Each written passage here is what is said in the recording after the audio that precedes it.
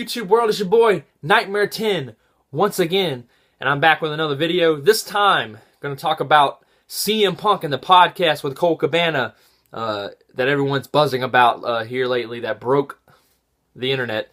Gonna get that in just a second, but real quick, I want to get out my Black Friday purchases, my pickups.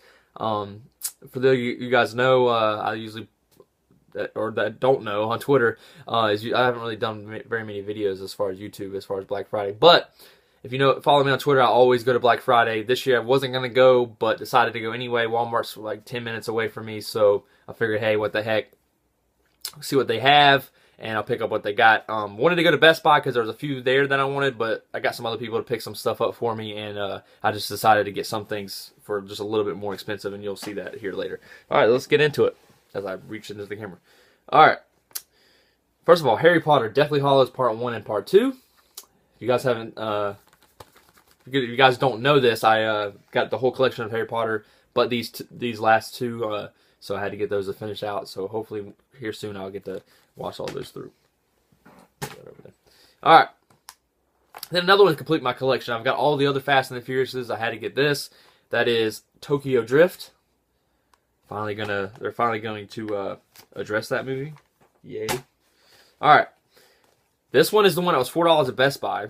But, like I said, I couldn't get to Best Buy, and I didn't really get anybody to try to get it for me. But, I had to get it anyway. $6, I think, or $7. So I was like, hey, that's fine. If I ordered it online, it would be the same thing with shipping. But Lego Movie. Everything is awesome. This movie is awesome. I love this movie. I cracked up so much during that movie, so I'm very happy about that they had that for sale. Last two movies, we got Departed. Never seen that? You need to see it. One movie of the year, I believe. Did it win movie of the year? I'm pretty sure it did. At the Oscars. $4 for Departed on Blu-ray. Too easy, man. Too easy.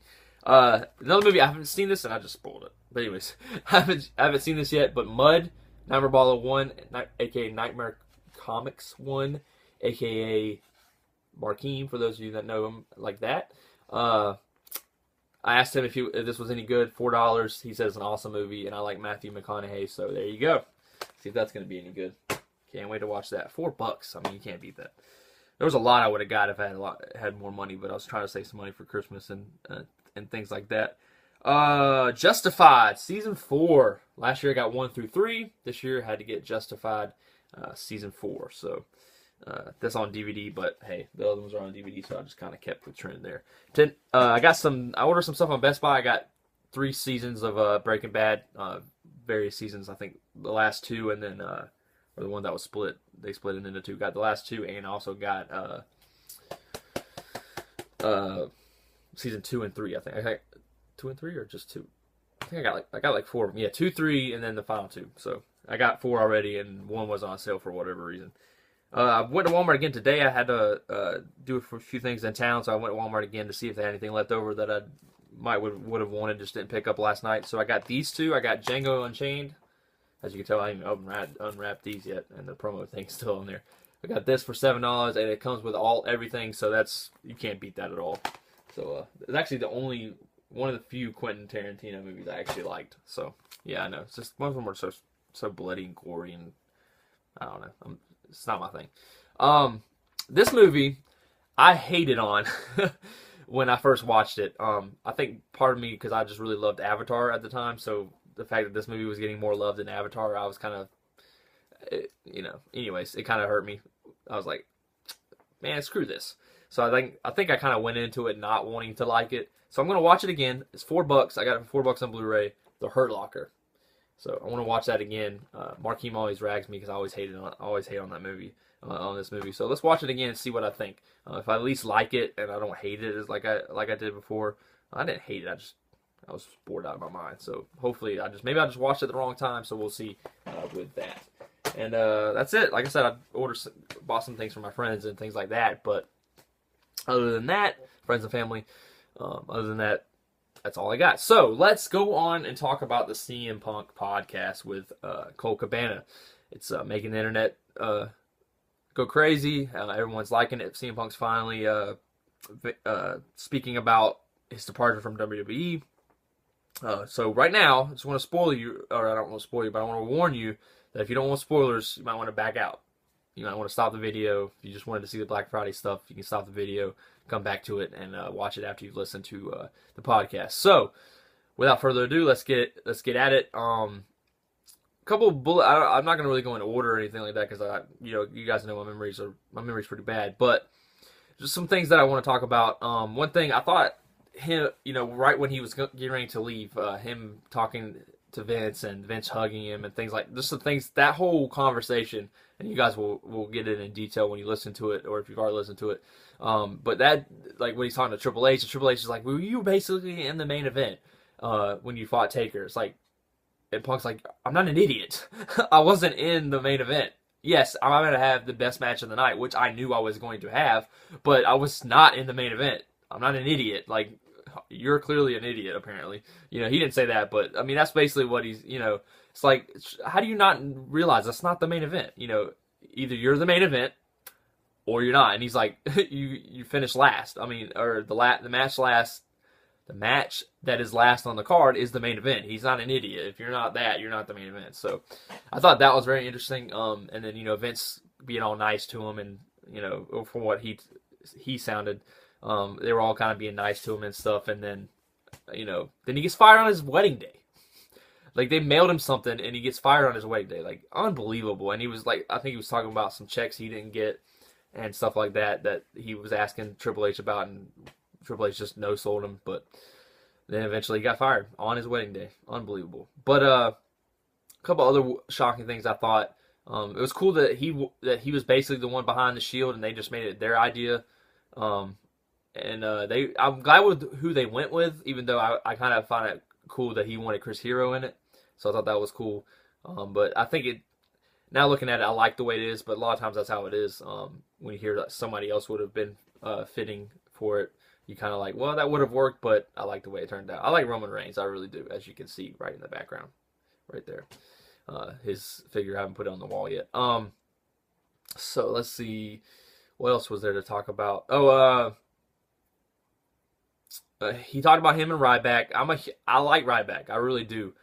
He was really nice at Access. I've never really have any problems with him. I'm rooting for him to do well and get there. WWE once again, he's been back, 2 weeks, and they dropped the ball with him being the first one eliminated in the elimination match at Survivor Series.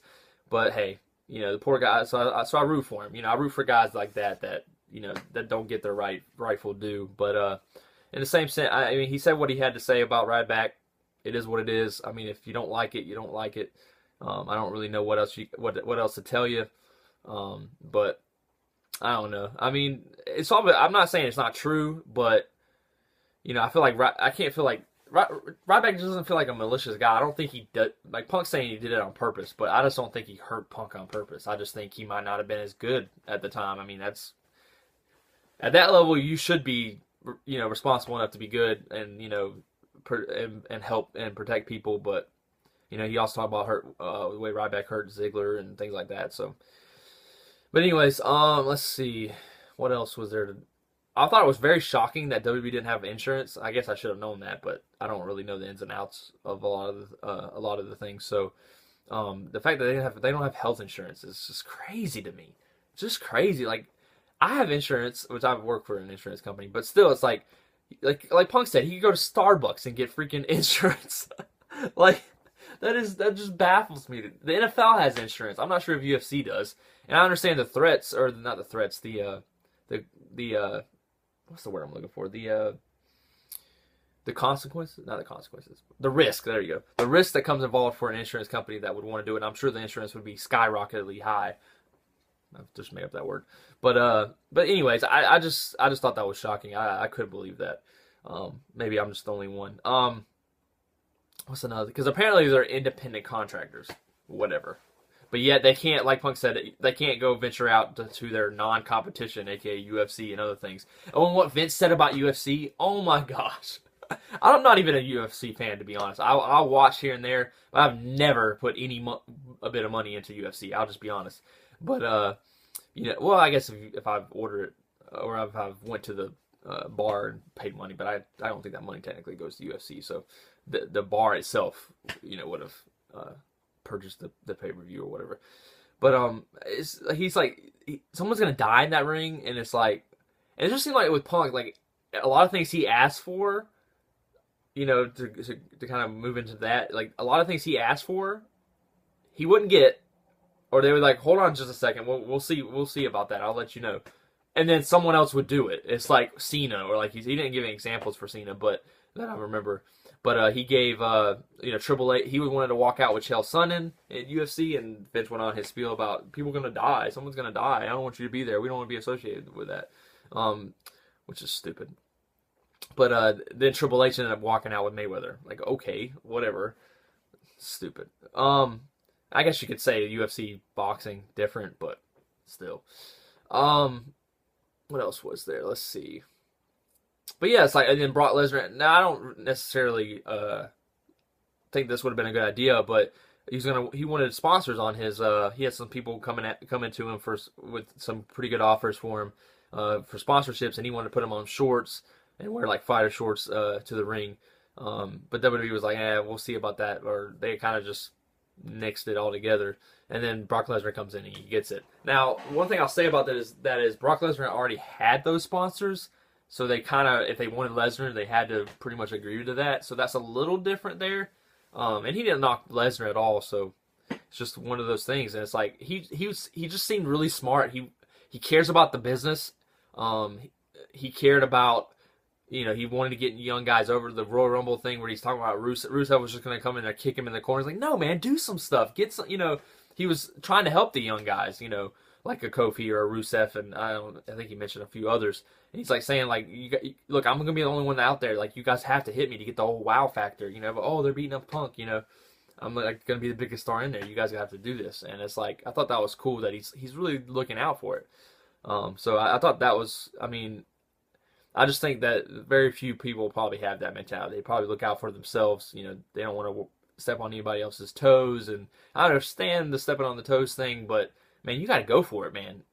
Give it everything. And it's like, I like the fact that Punk would go to, so probably, there's times he would be a yes man, which is like, you got to pick your battles, and Punk talked about that pretty much. You have to pick the battles that you think that are the ones worth fighting for. And, if you think you're being gypped, you should vouch for, you should step up to the plate and argue your side of the argument, your side of the equation. So I really think that it's just, there's a lot of things in that podcast that we all knew and that I knew, but hearing them from a former wrestler, a big star like Punk, it just kind of made them even more real. So it's like, I just some of the things is like not pushing guys, it's like punishing guys for the littlest things. The doctor stuff was, I'm not gonna spoil a whole lot, but the doctor stuff was stupid. Like not wanting, basically just wanting to give him a Z-Pack and be on his way. It's like, come on, man, treat these guys. Like, you always talk about concussions. You talk about, you put on a pretty face, which is basically what Punk said. They put on this pretty face for their investors and for the like the front of the company, or the image of the company. But outside of that, no. It's like, whatever. Like, get out of here. It's like, higher, fancier than anybody else. But anyways, that's just, we all kind of knew that was the deal.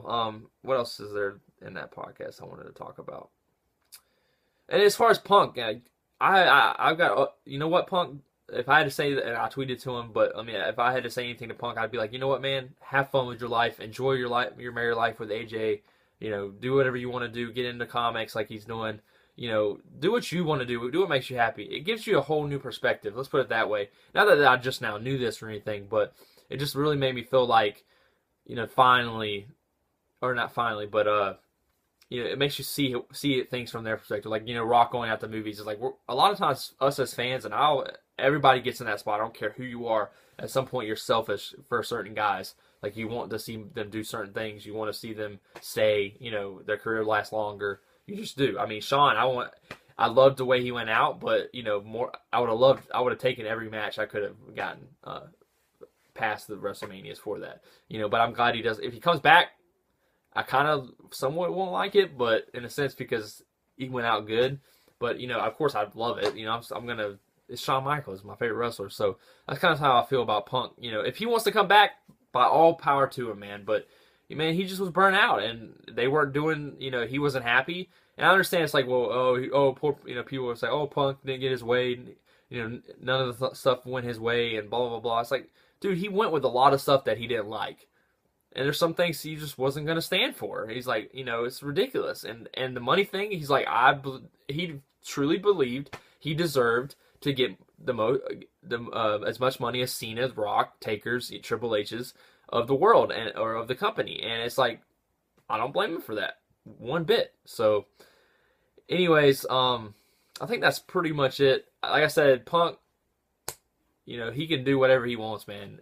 If he wants to come back, that's on him. But in this business, we never say never. Sting, Ultimate Warrior, Macho Man, which he has been inducted to the Hall of Fame yet. But anyways, several different things. There's other examples.